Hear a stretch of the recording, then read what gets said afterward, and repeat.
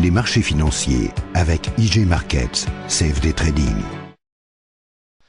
Bonjour, c'est Gilles du site boursicoté.com.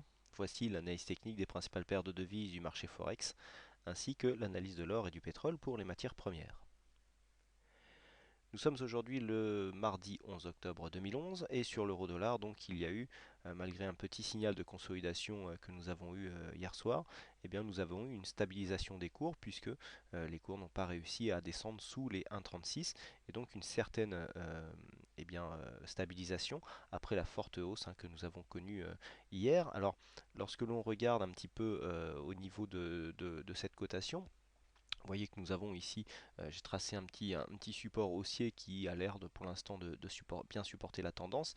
Et puis là, nous avions eu un beau signal, un signal de hors-bol. Alors ils sont assez rares en unité de temps 4 heures, mais regardez, comme je l'ai décrit souvent, ces signaux, là on a une bougie qui est entièrement en dehors de la bande de Bollinger, à l'instar de celle-là, puisque celle-là, il y avait, à l'inverse, pardon, de celle-là, puisque celle-là, eh bien, il y avait l'ombre basse ici qui était encore dans la bande de Bollinger. Là, on a la bougie totale et donc on a une réintégration avec une inversion du MACD, les oscillateurs qui sont en zone de survente et donc même si on attend la clôture de cette bougie donc sur la zone ici des 1,36-36, on a encore un beau potentiel de baisse, donc en général ce signe pardon, est un signe de consolidation par rapport au fort mouvement. Alors ça marche à la hausse ou à la baisse, notamment sur le marché Forex qui est beaucoup moins orienté que le marché action. Et bien donc on a eu ce petit mouvement ici de baisse avant de revenir ici sur une petite phase de hausse qui a l'air de vouloir reprendre. Alors, sur l'euro-dollar, nous sommes toujours sur la tendance de fond sur une cassure de trend baissier, cassure qui était intervenue donc sur la précédente séance, à savoir hier. On a une forte hausse avec ici ce retournement donc, qui nous marque une phase de consolidation. Alors, je vous avais donné un objectif de consolidation aux alentours des 1,35-30 ici. A priori, si on repart en direct, eh bien, cette zone serait beaucoup plus on aurait un écart ici, alors ce qui soulignerait une possible reprise de la dynamique haussière suite à cette cassure qui est quand même relativement puissante et donc on peut s'attendre à une remontée assez rapide. Alors cette remontée en cassant ici cette zone de plus haut, même si on a cassé ici la précédente, confirmerait totalement la sortie du trend baissier par une reprise de la tendance haussière, mais pour l'instant nous sommes toujours, vous voyez, sous le coup de cette tendance, même si la cassure a eu lieu, au moins du point de vue sur cette phase de hausse ici, avant la phase de consolidation. Donc là, toujours dynamique haussière sur ce mouvement.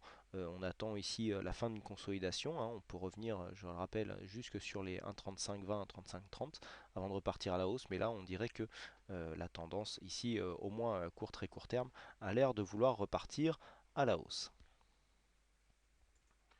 On continue donc avec le câble, donc paire livre sterling contre dollar américain, où nous avons un peu comme sur le CAC ici, après cette phase de hausse, une zone de consolidation. Alors vous voyez qui a bien été marquée ici au niveau des indicateurs, puisqu'avec une situation technique quasiment en surachat, puisque le RSI était vraiment proche, et cette inversion du MACD, nous avons donc une zone de consolidation. Alors on aurait pu s'attendre à une consolidation beaucoup plus contenue. Personnellement, moi je m'attendais à une consolidation sur les 1,5620, mais là on casse un petit peu, on revient chercher des zones un peu plus basses. Donc là, attention, on a quand même une zone ici de support qui est en train de lâcher, puisque vous voyez que par rapport à ce que nous avons là, nous avons ici une dynamique haussière, nous avons une cassure avec un retour ici sur la résistance, et donc on confirme à la baisse. Donc ce mouvement serait confirmé si on cassait ici le précédent plus bas de cette bougie, à savoir les 1,5528.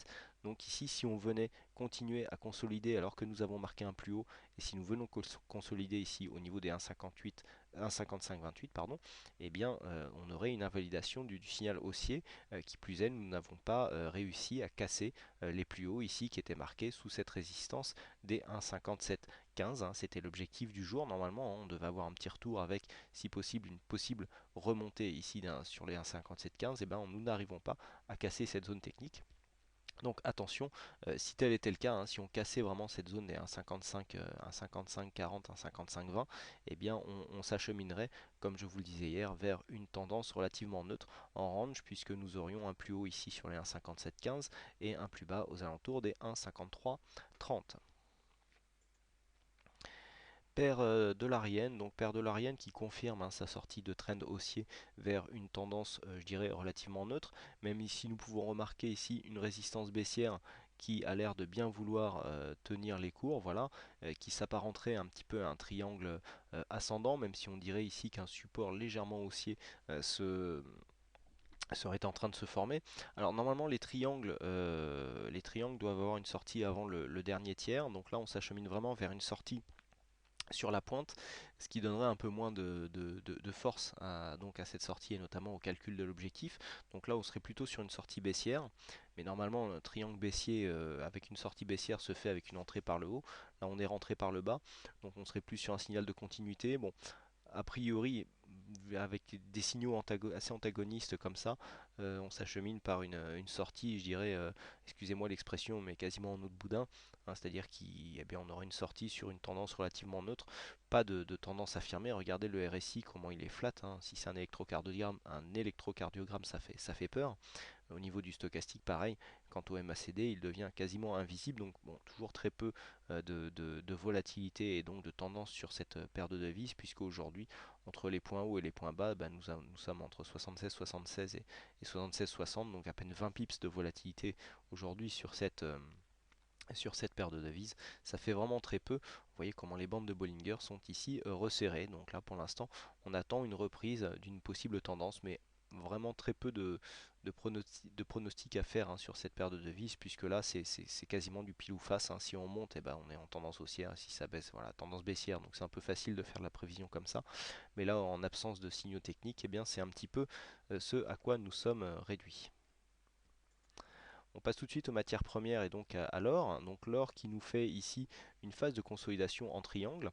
Alors on serait plutôt sur un triangle haussier puisqu'on a ici un support, pardon, une résistance horizontale qui bride pour l'instant la tendance. Vous voyez comment on commence à attaquer cette résistance ici. Donc un triangle normalement haussier eh bien, devrait sortir assez rapidement puisque là on a une phase ici qui a l'air de vouloir remonter. Pour l'instant rien n'est fait, on serait plutôt sur une cassure haussière, hein, ce qui nous montre ici, c'est ce que nous montre hein, cette petite attaque ici qui a échoué dans la nuit.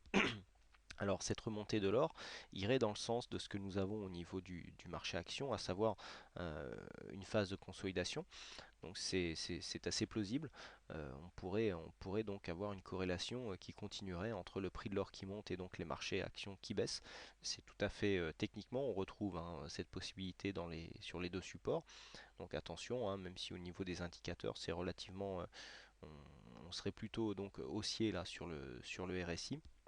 Stochastique serait plutôt sur un signal de baisse, idem sur le MACD, mais vous voyez que le signal est vraiment très faible, donc bon, pour l'instant, par rapport donc à ce que nous sommes du point de vue chartiste, nous avons la moyenne mobile 20 exponentielle ici qui est signalée par un pointillé. Alors attendez, oui, on est sur la 20 exponentielle qui agit, qui commence à agir comme support donc sur ces trois bougies, hein, on le voit bien là, voilà la ligne pointillée et puis ici avec les bougies. Donc ça correspondrait à un up et puis donc à une cassure de cette résistance et donc de cette résistance oblique aussi qui correspond ici à une tendance baissière qui avait été prise en fin de mois dernier. Donc ça pourrait eh bien nous provoquer un retournement de tendance et donc une sortie de cette phase baissière ici, je dirais moyen terme. Et enfin, on termine par le pétrole. Donc le pétrole, lui, qui continue sa hausse, hein, puisqu'à l'instant, nous venons casser, au moment où je préparais mon analyse, nous étions sur une capitulation donc sous cette résistance.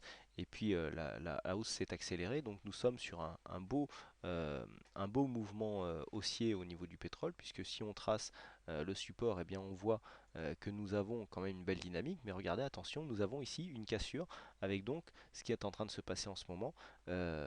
Un test de cet ancien support comme une résistance. Donc attention, nous sommes toujours dans une dynamique haussière puisqu'on voit des points bas et des points hauts qui sont toujours de plus en plus hauts puisque là nous venons à l'instant de le casser. Mais on serait peut-être aussi sur une phase de fin de tendance. On voit ici la situation technique relativement surachetée.